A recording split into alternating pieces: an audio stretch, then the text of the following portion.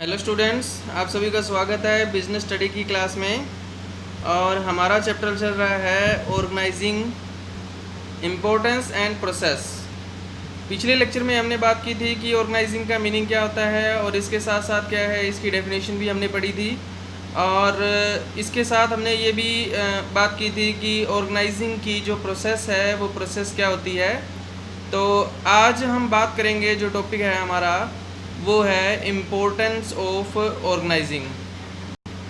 तो चलिए शुरू करते हैं आज का टॉपिक। इम्पोर्टेंस ऑफ ऑर्गेनाइजिंग यानी कि संगठन का महत्व।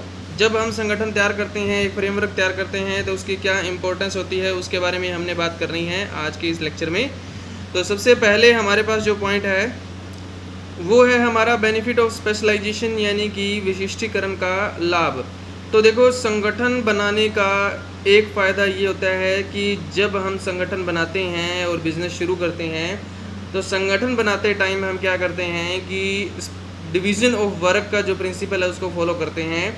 यानी कि जो व्यक्ति जिस काम में एक्सपर्ट होता है उसको क्या है, वही काम दिया जाता है ताकि हमें स्पेशलाइजेशन का बेनिफिट मिले। यानी कि अगर एक्सपर्ट व्यक्ति अपना मनपसंद काम करेगा, जिस काम में वो एक्सपर्ट है, तो उससे हमें क्या है, ज़्यादा फ़ायदा मिलेगा और बिज़नेस के जो ऑब्जेक्टिव हैं उनको क्या है, आसानी से अचीव कर सकते हैं और ज़्यादा प्रॉफिट जो है वो अर्न कर सकते हैं। दूसरा पॉइंट आता है इसके अंदर, वो है क्लियरिटी इन वर्किंग रिलेशनशिप। तो देखो, हमने पहले भी इसके बारे में बात कर चुके हैं कि ऑर्गेनाइजिंग जो होता है उसमें क्या किया जाता है, एक फ्रेमवर्क जो है वो तैयार किया जाता है और इसके साथ साथ क्या है, ये निर्धारित किया जाता है कि किस तरह से एक व्यक्ति जो है बिज़नेस में जो काम करता है उसकी रिस्पॉन्सिबिलिटी, अकाउंटेबिलिटी, उसकी जवाबदेही किस तरह से निर्धारित होगी, कौन किसको रिपोर्ट भेजेगा और कौन किसको जवाब देगा। तो इन सभी का निर्धारण जो है वो क्या है, संगठन जब हम बनाते हैं, ऑर्गेनाइजिंग जब हम क्रिएट करते हैं, फ्रेमवर्क बनाते हैं, तो उसमें हम क्या है, निर्धारित करते हैं। तो इसकी वजह से क्या होता है कि बिज़नेस ऑर्गेनाइजेशन के अंदर काम करने वाले डिफरेंट जो एम्प्लॉयज़ होते हैं, कर्मचारी होते हैं, उनके बीच में जो वर्किंग जो रिलेशनशिप है, ठीक है, वो निर्धारित हो जाता है। जिसकी वजह से क्या है, कम्युनिकेशन यानी कि जो रिपोर्ट वगैरह भेजने का जो काम है वो क्या है, आसान हो जाता है। और इसके साथ साथ क्या है, हम रिस्पॉन्सिबिलिटी भी निर्धारित कर सकते हैं। अगर कोई व्यक्ति काम नहीं कर रहा या कोई वर्क जो है वो क्या है, ठीक से नहीं हो रहा, तो हम उसकी रिस्पॉन्सिबिलिटी डिसाइड कर सकते हैं कि किसकी वजह से जो काम जो है वो ठीक से नहीं हो रहा। थर्ड पॉइंट जो दे रखा है, ऑप्टिमम यूटिलाइजेशन ऑफ रिसोर्स। देखो, बिजनेस ऑर्गेनाइजेशन के अंदर बहुत ही कीमती जो रिसोर्सेज होते हैं, संसाधन होते हैं, उनका हम यूज़ करते हैं।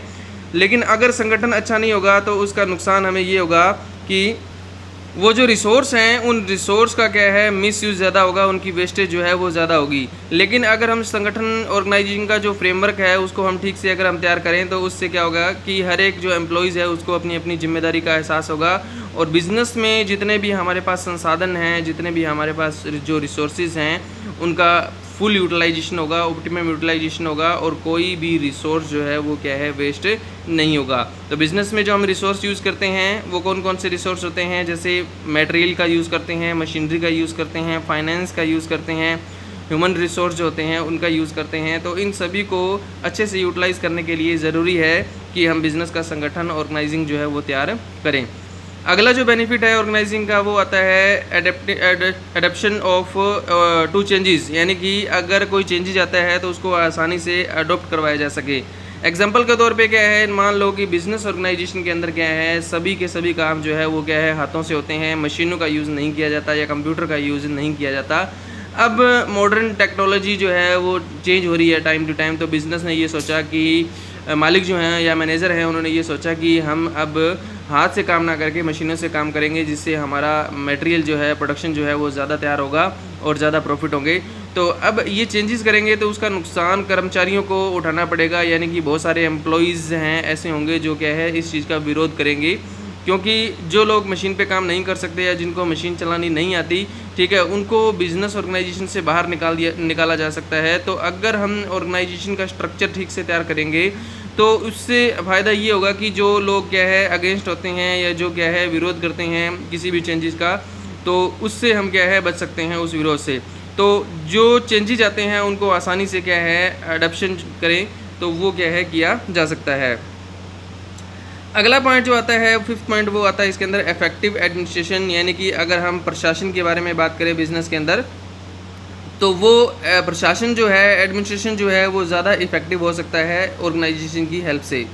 तो ये किस तरह से काम करेगा कि जब हम ऑर्गेनाइजिंग तैयार करेंगे तो हम क्या है, हर एक एम्प्लॉइज़ के क्या है जो टारगेट हैं या उसकी जो एक्टिविटीज़ हैं या उसके जो राइट हैं उनको पहले से डिसाइड कर देंगे कि किस किस के क्या राइट होंगे, क्या रिस्पॉन्सिबिलिटी होगी।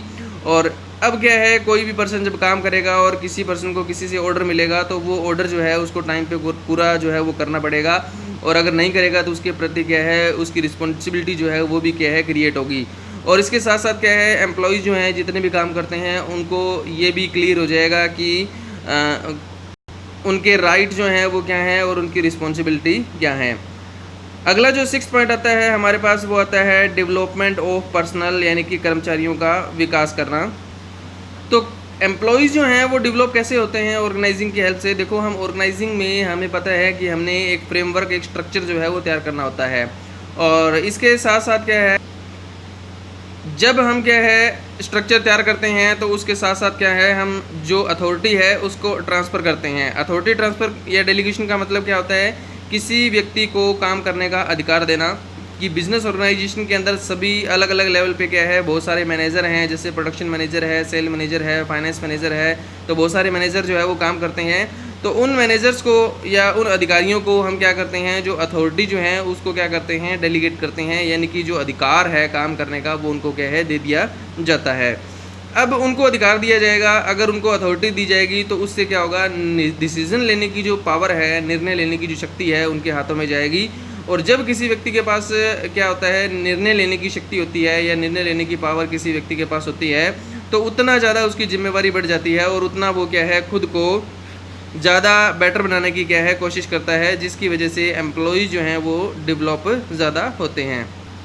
अगला पॉइंट हमारे पास आता है 7th पॉइंट, वो आता है एक्सपेंशन एंड ग्रोथ। एक्सपेंशन और ग्रोथ का मीनिंग क्या हुआ, एक्सपेंशन का मतलब होता है बिज़नेस को बढ़ाना, यानी कि आज हम लोकल लेवल पे बिज़नेस कर रहे हैं, उसको नेशनल लेवल पे लेके जाना या मल्टीनेशनल लेवल पे लेके जाना, उसको कहते हैं एक्सपेंशन। और ग्रोथ का मतलब क्या होता है कि प्रोडक्शन की जो कैपेसिटी है उसको बढ़ाना। तो ऑर्गेनाइजिंग का यूज़ करके सही से स्ट्रक्चर और सही से फ्रेमवर्क तैयार करके हम बिज़नेस ऑर्गेनाइजेशन के अंदर डेलीज़ आने वाले जो चैलेंजेस हैं, जो चुनौतियां हैं, उनका हम क्या है इजीली से क्या है उनको हम फेस कर सकते हैं, और बिज़नेस जो है उसको हम क्या है ज़्यादा ग्रोथ कर सकते हैं। कोई अपॉर्चुनिटी, कोई अवसर हमें मिलता है तो उस अवसर का हम क्या है ज़्यादा फ़ायदा जो है वो उठा सकते हैं। तो ये हमारे थे पॉइंट इम्पोर्टेंस के कि ऑर्गेनाइजिंग जब हम तैयार करते हैं, स्ट्रक्चर जब हम तैयार करते हैं तो उसके क्या क्या फ़ायदे जो हैं वो बिज़नेस ऑर्गेनाइजेशन को होते हैं। तो इस टोटल 7 पॉइंट हैं इसके। अभी हमारा जो अगला पॉइंट शुरू होने जा रहा है वो है फॉर्मल एंड इनफॉर्मल ऑर्गेनाइजेशन। अब देखो, यहाँ पे ये टॉपिक जो है वो हम अगले लेक्चर में करेंगे, लेकिन यहाँ पर मैं इसका ओवरव्यू आपको दूंगा। तो देखो, फॉर्मल और इनफॉर्मल का मीनिंग क्या होता है। फॉर्मल का मतलब क्या होता है, जो हमने जानबूझ करके तैयार किया है। अब देखो, बिज़नेस में बहुत सारे फैक्ट्री में या ऑफिस में बहुत सारे लोग काम करते हैं, या रिसर्च डिपार्टमेंट जो होता है, रिसर्च एंड डेवलपमेंट डिपार्टमेंट होता है, उसमें भी क्या है बहुत सारे लोग काम करते हैं। तो वो व्यक्ति जो काम करते हैं उन सभी की अथॉरिटी, उन सभी की रिस्पॉन्सिबिलिटी क्या है, मैनेजर जो है वो निर्धारित करते हैं कि कौन किसके अंडर में काम करेगा, कौन किसके अपर में काम करेगा, कौन किसको जवाब देगा, किसके क्या अधिकार होंगे। ये जानबूझ करके पहले से निर्धारित कर देना, उसको कहते हैं फॉर्मल ऑर्गेनाइजेशन। यानी कि ऐसा स्ट्रक्चर जिसमें क्या है सभी व्यक्तियों के रिस्पॉन्सिबिलिटी, राइट्स, ठीक है, या उनके जो रिलेशन हैं आपस में, उनको क्लियरली हम डिफ़ाइन कर देते हैं। कि जैसे एक डिपार्टमेंटल मैनेजर होगा, उसके नीचे 4 सुपरवाइज़र काम करेंगे, हर एक सुपरवाइज़र के नीचे क्या है 5 वर्कर काम करेंगे। ये पहले से हमने डिसाइड कर दिया, उनकी क्या क्या क्वालिफ़िकेशन होगी, क्या क्या उनके राइट्स होंगे, ठीक है, क्या क्या उनकी रिस्पॉन्सिबिलिटी होगी, ये हमने पहले से डिसाइड कर दिया। तो ऐसी ऑर्गेनाइजेशन को हम क्या कहते हैं, फॉर्मल ऑर्गेनाइजेशन। और इनफॉर्मल ऑर्गेनाइजेशन कौन सी होती है, इनफॉर्मल ऑर्गेनाइजेशन वो होती है जो जानबूझ करके नहीं बनाई जाती बल्कि अपने आप बन जाती है। फैक्ट्री में या ऑफिस में क्या है बहुत सारे जो लोग हैं वो काम करते हैं, बहुत सारे ह्यूमन बींग जो हैं वो काम करते हैं। तो होता क्या है कि जब बहुत सारे लोग एक जगह पे काम करते हैं तो कहीं ना कहीं क्या है उन सभी लोगों के बीच में क्या है एक संबंध बन जाता है। यानी कि जैसे सेम कास्ट से अगर कोई बिलोंग करते हैं, जैसे कि मान लो बिज़नेस में काम करने वाले क्या हैं, 2 व्यक्ति क्या है हिंदू हैं, 3 व्यक्ति क्या है मुस्लिम हैं, या क्या है कुछ व्यक्ति जो हैं वो क्या है सिख कैटेगरी से बिलोंग करते हैं। तो होता क्या है कि ऑटोमेटिकली क्या है सेम कैटेगरी के लोग क्या है एक दूसरे के साथ क्या है लगाव ज़्यादा रखते हैं, ठीक है। या किसी पर्टिकुलर पार्टी से बिलोंग करने वाले जो लोग होते हैं, या पर्टिकुलर कंट्री से बिलोंग करने वाले लोग होते हैं। एग्जांपल के तौर पे इंडिया के लोग बाहर काम करने के लिए जाते हैं, तो वहाँ पे अगर उनको वहाँ पे इंडिया का जो पर्सन मिलेगा तो उसके साथ क्या है उनका जो बिहेव है वो क्या है अच्छा होगा, बजाय कि फॉरेनर के साथ जो होगा, ठीक है। तो ऐसे ही भी क्या है बिज़नेस में जब क्या है बहुत सारे व्यक्ति काम करते हैं, तो कई बार क्या है सेम कास्ट से बिलोंग करने वाले या सेम एरिया से बिलोंग करने वाले जो लोग होते हैं उनके साथ क्या है अपनेपन की जो फीलिंग है वो क्या है ज़्यादा बढ़ जाती है, और उनके बीच में क्या है एक रिलेशनशिप बन जाता है, यानी कि एक संगठन बन जाता है, वो ग्रुप बना लेते हैं एक, ठीक है। तो ऐसे ऑर्गेनाइजेशन को हम क्या कहते हैं अनौपचारिक संगठन कहते हैं, यानी कि इनफॉर्मल ऑर्गेनाइजेशन कहते हैं। ऐसी ऑर्गेनाइजेशन जानबूझ करके नहीं बनाई जाती, ये ऑटोमेटिक बन जाती है जब हमारे विचारों से मिलते जुलते विचारों वाले लोग हमें मिल जाते हैं, तो उन लोगों को हम क्या करते हैं हमारे ग्रुप में शामिल करते हैं, जिसकी वजह से क्या है एक ग्रुप या एक संगठन जो है उसका जन्म होता है, जिसको हम क्या कहते हैं इनफॉर्मल ऑर्गेनाइजेशन कहते हैं। ऐसे ऑर्गेनाइजेशन के अंदर क्या है कोई नियम नहीं होते, कोई रूल रेगुलेशन नहीं होते, कोई अथॉरिटी रिस्पॉन्सिबिलिटी कोई राइट नहीं होते, और बस परस्पर एक दूसरे के साथ क्या है उनका एक रिलेशन बन जाता है, जिसकी वजह से क्या है वो साथ रहते हैं। तो इसके बारे में हम बात करेंगे, फॉर्मल और इनफॉर्मल का मीनिंग मैंने आपको बताया क्या होता है। तो अगला जो लेक्चर होगा उसमें हम बात करेंगे इनफॉर्मल और फॉर्मल ऑर्गेनाइजेशन के बारे में, और उनके जो फीचर्स हैं उनकी करैक्टरिस्टिक हैं उनके बारे में भी बात करेंगे, और उन दोनों में डिफरेंस भी पढ़ेंगे। ओके, थैंक यू आप सभी का।